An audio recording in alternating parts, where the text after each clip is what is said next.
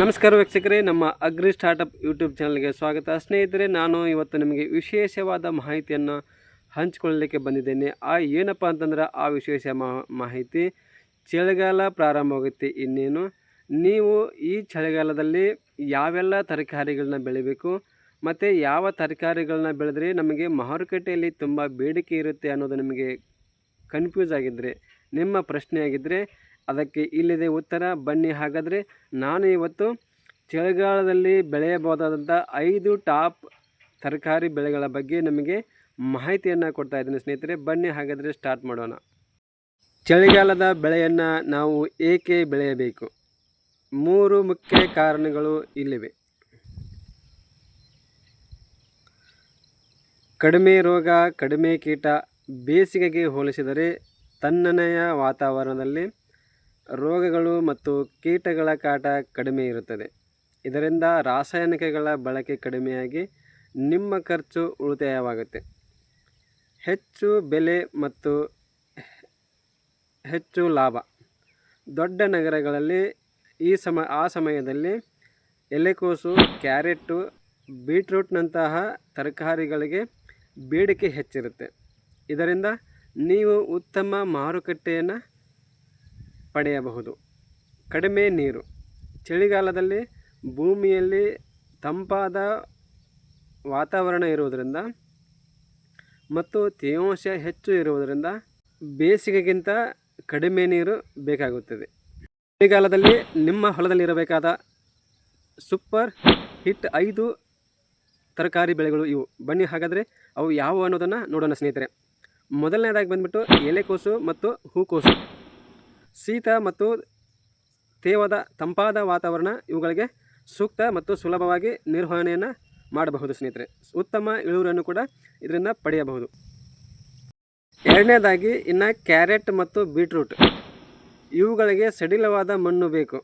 ಮಾರುಕಟ್ಟೆಯಲ್ಲಿ ಇವುಗಳ ಆರೋಗ್ಯಕರ ಬೇಡಿಕೆಗೆ ಎಂದೂ ಕೂಡ ಕಡಿಮೆ ಇರುವುದಿಲ್ಲ. ತುಂಬ ಬೇಡಿಕೆ ಇರುವಂಥ ಒಂದು ತರಕಾರಿ ಬೆಳೆ ಕ್ಯಾರೆಟ್ ಮತ್ತು ಬೀಟ್ರೂಟ್. ಕ್ಯಾರೆಟು ನಿಮ್ಮ ಕಣ್ಣಿನ ಸಮಸ್ಯೆಗಳಿಗೆ ಉತ್ತಮ ಆರೋಗ್ಯಕರವಾದಂಥ ಒಂದು ತರಕಾರಿ ಬೆಳೆನೇ ಅಂತ ಹೇಳ್ಬೋದು ಸ್ನೇಹಿತರೆ.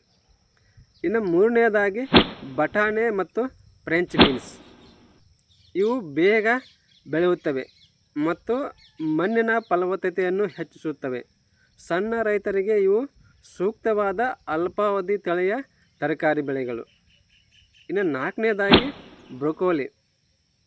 ಇದು ಹೊಸ ತಲೆಮಾರಿನ ತರಕಾರಿ. ಇದನ್ನು ಬೆಳೆಯಲು ಸ್ವಲ್ಪ ತಂಪಾದ ಹವಾಮಾನ ಬೇಕು. ಮಾರುಕಟ್ಟೆಯಲ್ಲಿ ಇದರ ಬೆಲೆ ಹೆಚ್ಚಿರುವುದರಿಂದ ನಿಮಗೆ ಹೆಚ್ಚಿನ ಲಾಭ ಸಿಗುತ್ತದೆ. ಇನ್ನು ಐದನೇದಾಗಿ ಆಲೂಗಡ್ಡೆ.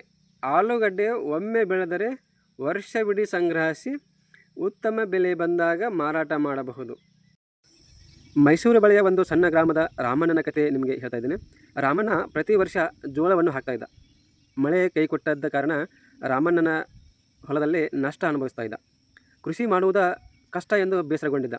ಆದರೆ ಒಂದು ದಿನ ಕೃಷಿ ಅಧಿಕಾರಿಗಳು ಚಳಿಗಾಲದಲ್ಲಿ ಕ್ಯಾರೆಟ್ ಮತ್ತು ಬೀಟ್ರೂಟ್ ಬೆಳೆಯಲು ಸಲಹೆ ನೀಡಿದರು. ಮೊದಲಿಗೆ ರಾಮಣ್ಣನಿಗೂ ಕೂಡ ಹಿಂಜರಿಕೆ ಆಯಿತು, ಧೈರ್ಯ ಬರಲಿಲ್ಲ. ಆದರೂ ಕೂಡ ಧೈರ್ಯ ಮಾಡಿ ಅರ್ಧ ಎಕರೆಯಲ್ಲಿ ಕ್ಯಾರೆಟ್ ಬೀಜವನ್ನು ಬಿತ್ತನೆಯನ್ನು ಮಾಡಿದ. ತನ್ನ ನಿರೀಕ್ಷೆಗೆ ವಿರುದ್ಧವಾಗಿ ಆ ಚಳಿಗಾಲದಲ್ಲಿ ಕ್ಯಾರೆಟ್ ಅತ್ಯುತ್ತಮವಾಗಿ ಬೆಳೆಯಿತು. ಮಾರುಕಟ್ಟೆಯಲ್ಲಿ ಉತ್ತಮ ಬೆಲೆಯೂ ಕೂಡ ಸಿಕ್ಕಿತು. ಕೇವಲ ಒಂದೇ ಬೆಳೆಯಲ್ಲಿ ಅವನು ಹಿಂದಿನ ವರ್ಷದಲ್ಲಿ ಅನುಭವಿಸಿದ ನಷ್ಟವನ್ನು ಈ ಕ್ಯಾರೆಟ್ ಬೆಳೆಯಿಂದ ಲಾಭ ಮಾಡಿಕೊಂಡನು. ಕಷ್ಟದಲ್ಲಿದ್ದ ರಾಮಪ್ಪನಿಗೆ ಚಳಿಗಾಲದ ಬೆಳೆಯು ಹೊಸ ಭರವಸೆ ಮತ್ತು ಹೊಸ ಬೆಳಕನ್ನು ತಂದಿತು. ಈ ಕಥೆಯ ನೀತಿ ಇಷ್ಟೇ ಸ್ನೇಹಿತರೆ. ಕೃಷಿಯಲ್ಲಿ ಸಮಯಕ್ಕೆ ಸರಿಯಾದಂಥ ನಿರ್ಧಾರ ಮತ್ತು ಬೆಳೆ ವೈವಿಧ್ಯತೆಯನ್ನು ಬಹಳ ಮುಖ್ಯ ಆಗುತ್ತೆ. ನಾವು ಯಾವ ಬೆಳೆಯನ್ನು ಬೆಳಿಬೇಕು ಮತ್ತು ಯಾವ ಸಮಯದಲ್ಲಿ ಯಾವ ತರಕಾರಿ ಬೀಜಗಳನ್ನ ನಮಗೆ ಮಾರುಕಟ್ಟೆಯಲ್ಲಿ ಬೇಡಿಕೆ ಇರುತ್ತೆ ಅನ್ನೋದನ್ನು ನಾವು ತಿಳ್ಕೊಳ್ಬೇಕಾದದ್ದು ಬಹಳ ಮುಖ್ಯ ಆಗುತ್ತೆ ಸ್ನೇಹಿತರೆ. ಕೃಷಿಯಲ್ಲಿ ನಷ್ಟವು ತಾತ್ಕಾಲಿಕವಾಗಿರುತ್ತೆ. ಚಳಿಗಾಲವು ಕೃಷಿಗೆ ಒಂದು ಸುಂದರವಾದ ಅವಕಾಶವನ್ನು ಕೊಡುತ್ತೆ. ಸರಿಯಾದ ಬೆಳೆಗಳನ್ನು ಆರಿಸಿಕೊಂಡು ಈ ಬಾರಿ ನೀವು ಕೂಡ ರಾಮಣ್ಣನಂತೆ ಯಶಸ್ವಿ ಆಗ್ಬೋದು ಸ್ನೇಹಿತರೆ. ಈ ವಿಡಿಯೋದಲ್ಲಿ ನಾವು ಚರ್ಚಿಸಿದ ಬೆಳೆಗಳ ಬಗ್ಗೆ ನಿಮ್ಮ ಅನುಭವ ಅಥವಾ ಪ್ರಶ್ನೆಗಳಿದ್ದರೆ ದಯವಿಟ್ಟು ಕೆಳಗಿನ ಕಾಮೆಂಟ್ ಬಾಕ್ಸಲ್ಲಿ ಹಂಚಿಕೊಳ್ಳಿ. ಈ ಮಾಹಿತಿ ನಿಮಗೆ ಉಪಯುಕ್ತವಾಗಿದ್ದರೆ ವಿಡಿಯೋವನ್ನು ಲೈಕ್ ಮಾಡಿ ಮತ್ತು ಇಂತಹ ಇನ್ನಷ್ಟು ಕೃಷಿ ಸಲಹೆಗಳಿಗಾಗಿ ನಮ್ಮ ಅಗ್ರಿ ಸ್ಟಾರ್ಟಪ್ ಯೂಟ್ಯೂಬ್ ಚಾನಲನ್ನು ಸಬ್ಸ್ಕ್ರೈಬ್ ಮಾಡಿ. ಧನ್ಯವಾದಗಳು ಸ್ನೇಹಿತರೆ.